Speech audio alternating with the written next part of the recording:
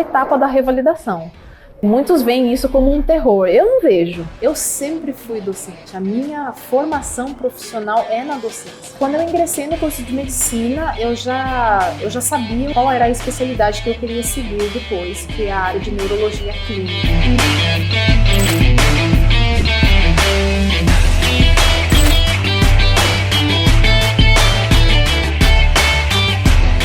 Bom, um apelido de infância. Eu já tive vários apelidos, mas tem um que me marcou muito, né? Porque ele durou muito tempo, né? Inclusive, era o apelido de vó. Então, quando eu estava na escola, né, no colégio, a minha mãe vendia lanches, né, no colégio. E como ela já tinha assim, um aspecto mais de senhora e tal, os meus colegas chamavam a minha mãe de vó do lanche, né? Ah, a avó do lanche, a avó do lanche. E eu, como coleguinha de sala, né? Eu era conhecida como a filha da avó do lanche. Então chegou um momento que, para sintetizar um pouco, porque era muito longo, né, falar a filha da avó do lanche, então ficou aquela coisa de vó, vozinha, né? Então, assim, esse foi um apelido que, nossa, durou muito tempo e hoje, para mim, até se tornou um apelido carinhoso, né, em memória à minha querida e falecida mãe. Bom, eu sempre fui docente, a minha formação profissional é na docência. Aos 14 anos eu ingressei no curso de magistério, foram 4 anos. Quando eu terminei, já passei num concurso público, já fui ali para a área da docência, né, trabalhando em escolas com crianças pequenininhas. Aí depois já comecei a cursar uma faculdade, né, sou formada em letras. Depois da faculdade já veio a pós-graduação. E aí fui passando por todos os níveis de educação. Dei aula desde a criancinha até o adulto, já trabalhei também na alfabetização de adultos, mas assim, eu concluí a minha carreira como docente no Brasil no ensino universitário. Então assim, a docência ela sempre esteve em mim. E quando eu vim para o curso de medicina, quando eu comecei, ela nunca saiu também. Mesmo como aluna de medicina, eu sempre dava aulas particulares, sempre dava cursos rápidos para os colegas.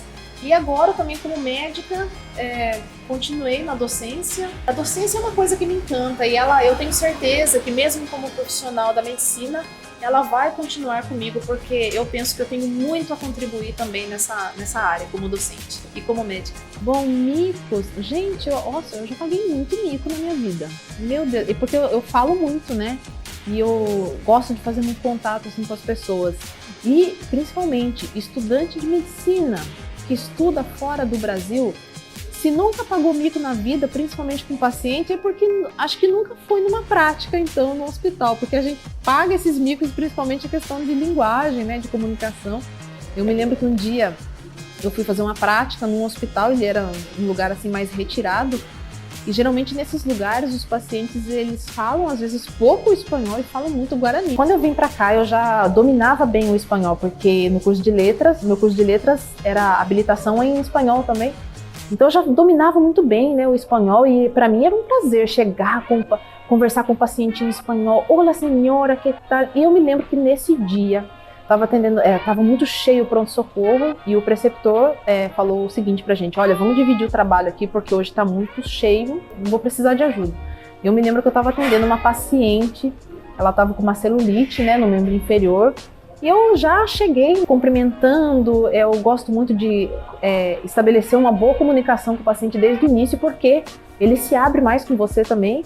E eu comecei: olha, senhora, que tal? Em que te puedo ajudar? E ela foi conversando comigo e daqui a pouco ela soltou um guarani em mim.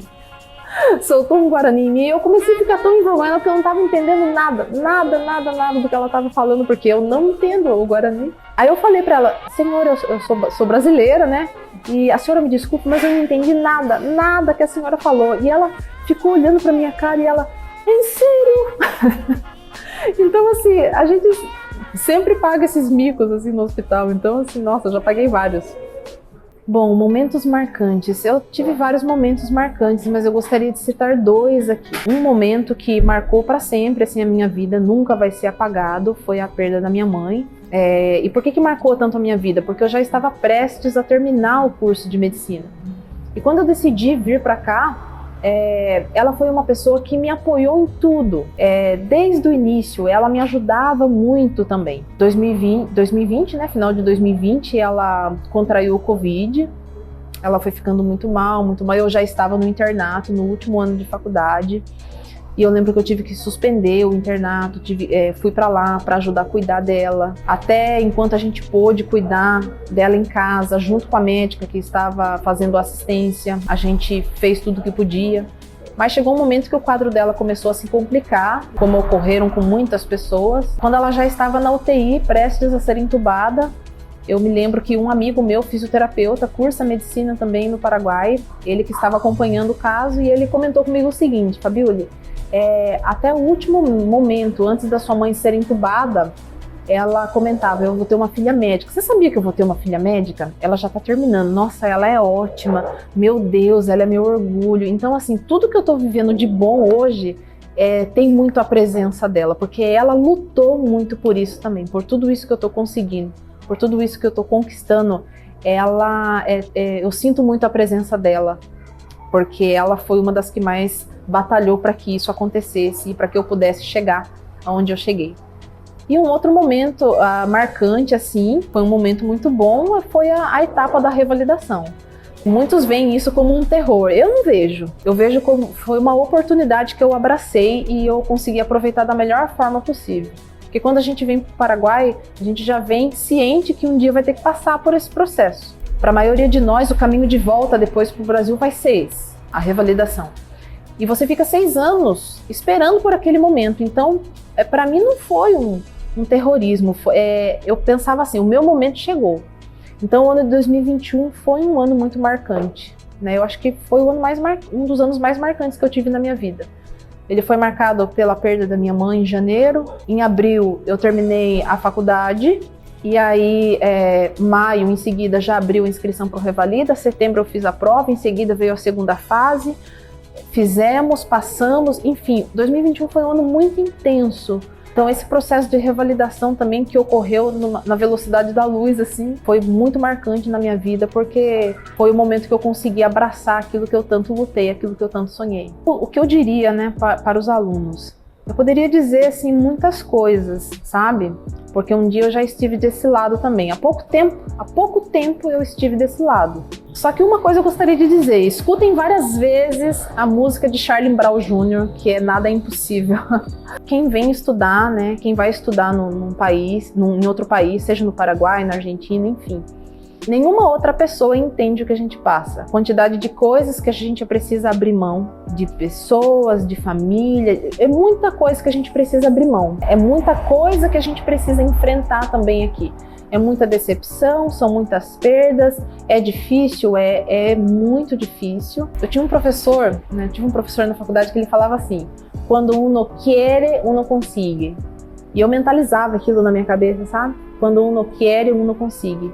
E eu tomei aquilo como meta para minha vida. Não, eu vou conseguir, sabe? Eu não aceito menos do que isso para mim, sabe? Eu vou até o final agora. Então, assim, eu acho que o impossível é uma questão de opinião. O impossível é só uma questão de opinião.